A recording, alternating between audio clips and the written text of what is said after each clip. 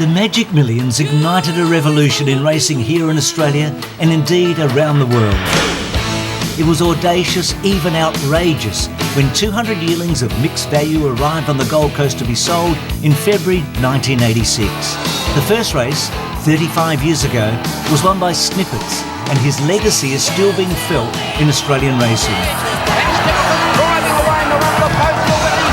From Snippets to Golden Slipper winners, the Classic has a great honour roll. Dan's Heroes in front, and Dan's Heroes won the million. Capitalist well clear, and Capitalist bolts in the...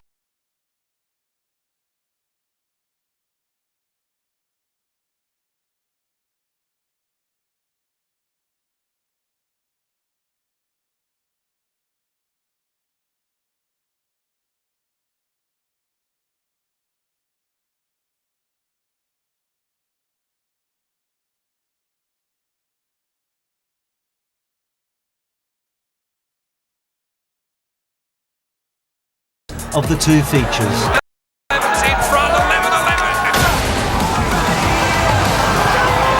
Racing is ultimately about finding a pink diamond, and perhaps Kieran Maher did that when he paid $280,000 for the aptly named Coolangatta, favourite for today's two-year-old Classic. Coolangatta's off and gone. Look at the filly fly. The Magic Millions is the summit of summer racing in this country, set against a magnificent backdrop, a pageant for everyone.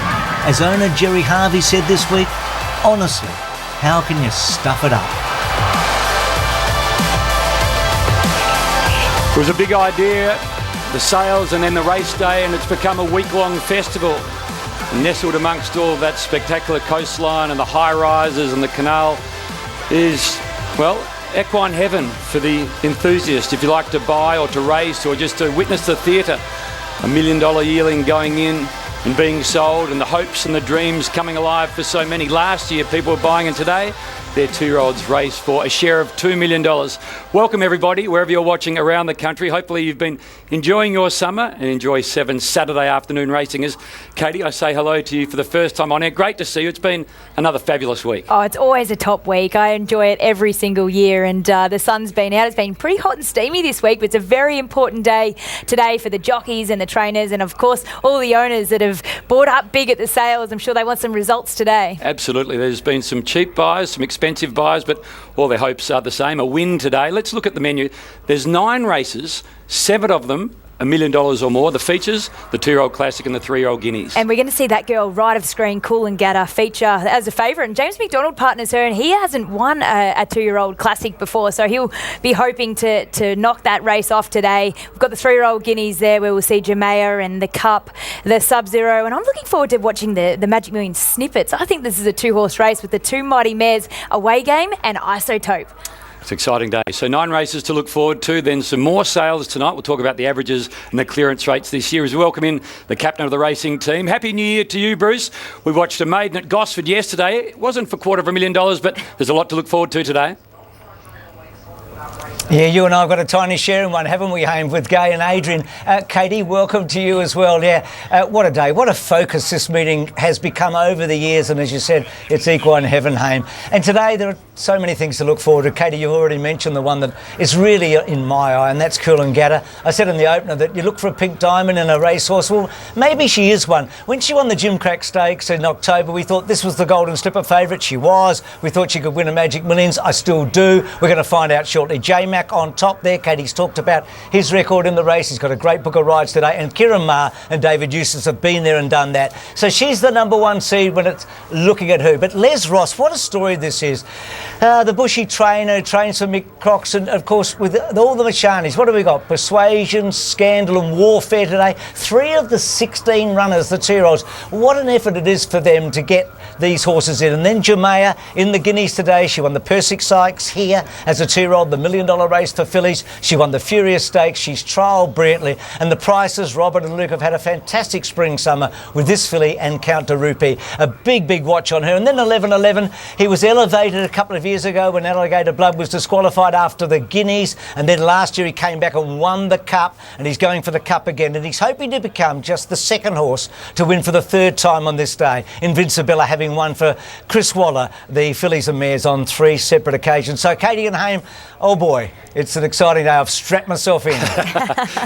Bruce could talk about those horses for the next 15, 20 minutes or 15 hours, whichever he'd like. Just on Les Ross, 3 purchases, $12,000 in total to get the 3 runners. Amazing, isn't it? It's fantastic. You've been at the sales all week, $12,000 for 3.